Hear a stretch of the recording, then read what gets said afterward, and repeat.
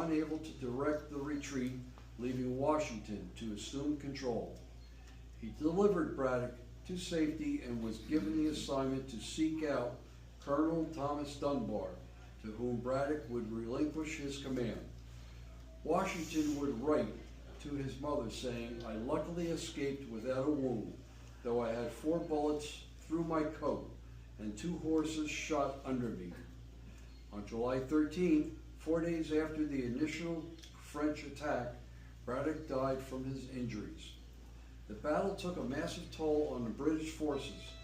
Of the 1,459 men, 977 were wounded or killed. George was instrumental in leading the retreat, which foreshadowed the leadership he would display during the American Revolution. Chip? Thanks, Ken. Mount Vernon, but we talk about Lawrence Washington owning Mount Vernon. Now, how did George Washington come to own Mount Vernon? Because his father had 3 plantations. Had the Pulpit, had the Ferry Farm, and he had Little Hunting Creek, which became Mount Vernon. How did he become the master of Mount Vernon, which was given to his eldest brother? Well, in 1752, Lawrence Washington died of tuberculosis. In fact, he took George with him the only time down to the Caribbean. The only time George Washington left what was known as the colonial United States in his life, he went down there with his brother to see if his brother could recuperate. They came back, he didn't recuperate, he passed away in 1752. Ha! So he gave the plantation to his brother, right? No. He passed it on to his wife. And he passed it on to his daughter. But they both died early on. So after those 2 had died, then George inherited Mount Vernon. And that's how he came to be the owner of Mount Vernon. In the meantime, his mother Mary lived down at Ferry Farm throughout her years and finished out down there. So that's how he came to own Mount Vernon. Just a little sub-story there for you. She had control of his life. You know, it's just like a lot of us when we were growing up. If we wanted to get in there too early and our parents said, "No, you can't go," we didn't get to go. But he said, "Well, if I can't do that, I'll go in the militia," because that's where Lawrence was. And Lawrence was in the militia, did real well.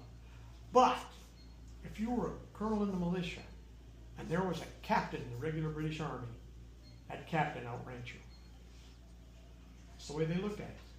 And that's one of the things that kind of hurt George about that stuff. Which, those things paid a little bit into his philosophy later on too. Because, you know, George did some things that were really kind of impressive. Like, he twice turned down the offer to be king of the United States of America. We don't need a king. He turned down the opportunity to run for president a 3rd time.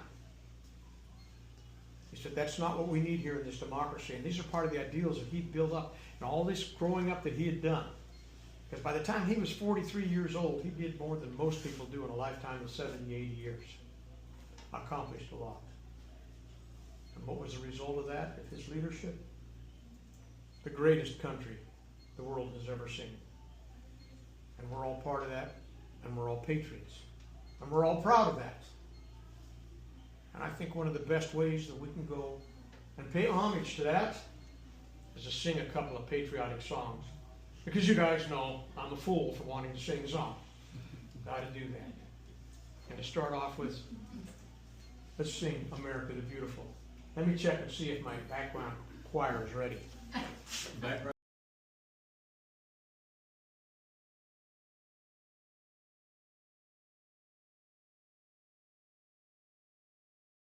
Response from, you guys have personalized messages on these certificates from your grandchildren. So the first award is for Laura Lee Conklin. And her granddaughter Rachel says, "What I value most about my grandmother is her unwavering love and strength. She has always been a source of comfort, wisdom, and encouragement, and her presence makes our family stronger.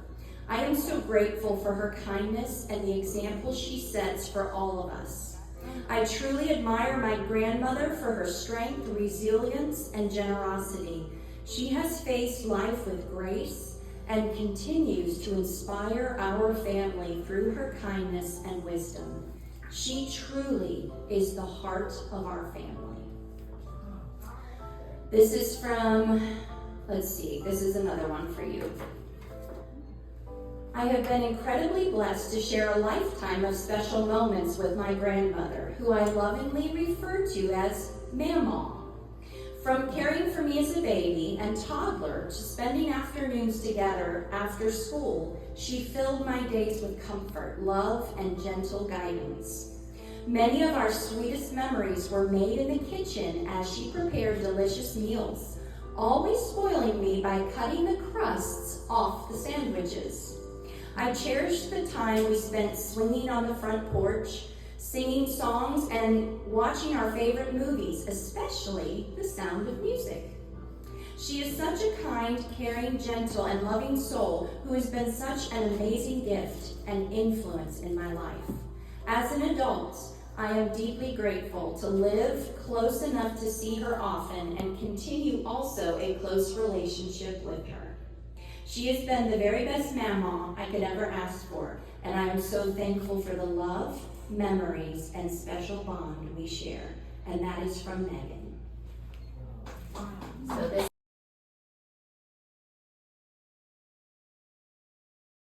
words of praise and thanks for being an example of faithfulness and determination. Thank you for your sweet spirit, for loving us and investing in our lives. We love you, Grandma. You have taught us so much and are a blessing to our whole family. So that is for Cornelia Banks.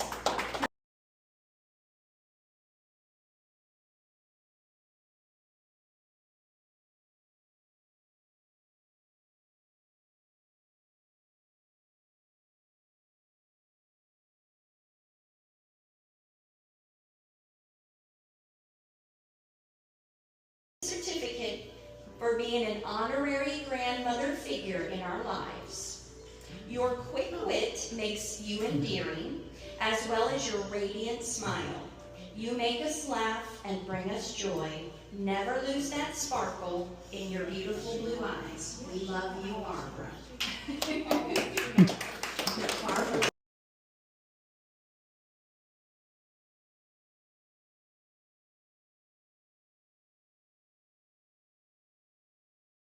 Ruth Bickle. Miss Ruth? So, words of praise and thanks. Ruth, for your beautiful smile, for loving your grandkids and investing in them. Thank you for making a difference in the lives of your family. So this is for Ruth Bickle. She's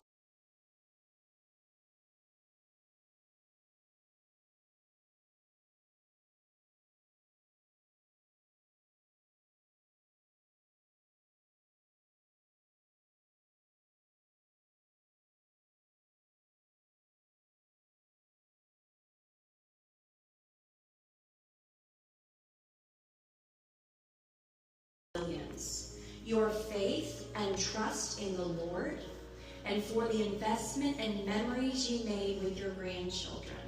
We love you. So this is, she's sitting right next to Sarah. So that's Jean. Jean is sitting right next to Sarah Bourne. Okay, can you hold up your hand, Jean? Yeah, that way he knows who you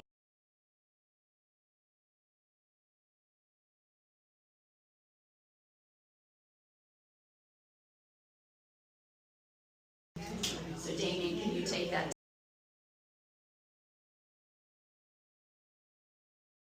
From family is Miss Janet Lehman. So I may not read all of them, Miss Janet, but I will let you go over all of them later. All right, so it says, Grandma Lehman, Happy Grandmother Achievement Day to someone whom I've admired my whole life. Growing up and spending most of my summers with you will be what I will always hold closest to my heart. From all your talks at the table to Friday morning yard sales adventures, there are so many memories to cherish. I'll never forget our backyard kickball games and cooling down with popsicles and watermelon. Picking blackberries, snapping beans, and you reading books to us in the afternoons while we took a rest are just a few of those precious memories. It's hard to pick just a few out of the best memories because they were just so many. And then we all grew up, but my visits to your house didn't diminish. I'll never be able to thank you for watching Natalie for us when she was little. She has wonderful memories with you and Granddaddy that I know she will never forget. I'll always miss those phone calls in the morning asking if I'd be coming by for lunch with the kids.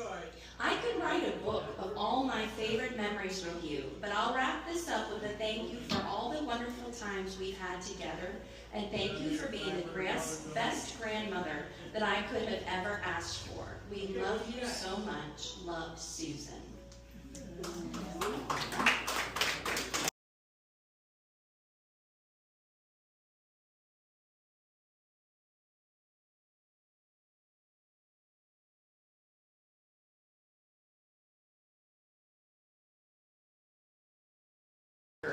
With a sharp wit who teaches us to find joy and laughter in the little things. She is a person who loves without judgment, offering a safe harbor and warm listening ear whenever we need it. Her love is magical. Her love is a gift I'll cherish and carry forever. From Joanna Meadows. I'll take it. We also have another one. So Sarah, she always made Christmas fun. She would buy blinking Rudolph noses, Santa hats, or blinking Christmas lights necklaces that we wore all through our Christmas visit. Thanks, Mama. It was always fun to see what you had each year. From Bo. Then this one is from Katie. She gave me her time and always a yellow bowl for my popcorn. A favorite pastime for us was to sit on the porch and talk. I enjoyed that, Mama. And this is from Cody. Summertime fun at Mama's included chicken nuggets, blowing bubbles, and the singing fish. Today I have the fish in my Cody cave, and it makes me smile thinking of my summertime fun at Mama's. Is that the fish that said, "Don't worry, be happy"? Is that what it was, Sarah? Yeah, that fish. We had one too. I got that one. Yes, all right.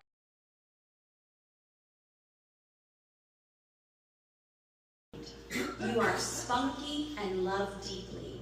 I hope you know how much I appreciate all the time we've spent together over the years, all of our trips to various timeshare resorts, the swimming lessons, and of course, ice cream treats after. I hope you feel all the love of your family today and every day. Miss you and love you, Susan. Where is she? Janet, right there. She has her hand up. You see her? Okay. Okay. All right, Miss Sarah Bagnall. Here you go.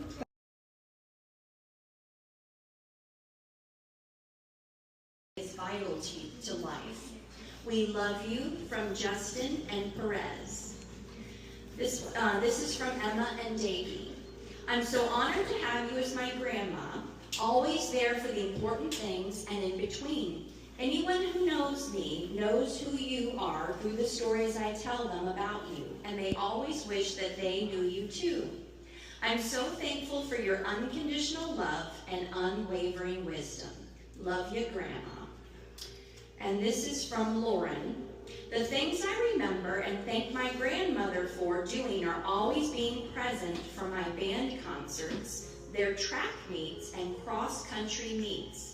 She always came to any 4-H event we had. When we were kids, Grandma and Granddad would come down to our house and help us enter vegetables from their garden and cookies she made into the Frederick County Fair. And she did this every summer until we got older. The three of us really value and treasure those memories. She is always there for the three of us if we need anything, and still calls to check on us now. So Miss Sarah Bagnall. Here you go. All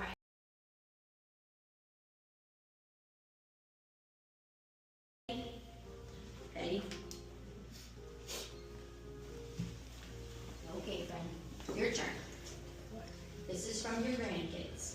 Mama has always been so supportive and loving. When my friends and I would come and camp at the farm, she was always checking to make sure we had everything we needed and was always making us delicious food. One time she really impressed my friends by making the best meatloaf my friends had ever tasted. And that's from Nick.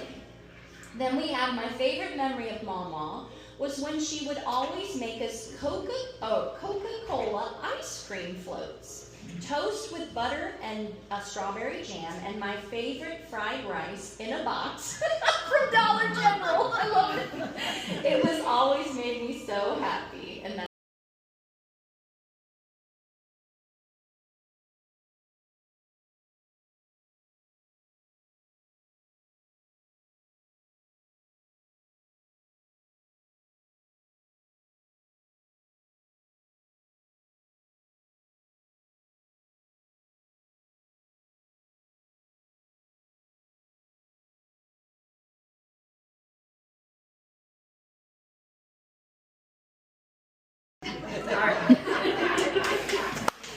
So, Mr. Marshall, it says, even though we didn't spend nearly as much time with Grandpa as we would have liked to, he was still an important part of our lives growing up. We always knew who he was to us and what he meant to our family. Looking back now, he has always been there for us, and understanding the role he held in our family mattered more than we may have realized or understood while growing up. He is part of our story, part of where we came from, and that along with so much more makes him incredibly special to us. We love the times we were able to help on the farm and learn that what that kind of work looks and feels like. These moments taught us responsibility, appreciation, and value of a good day's work, and that all helped us to feel connected to Grandpa. We also liked hearing about his time in the Navy and imagining the life he lived before we knew him.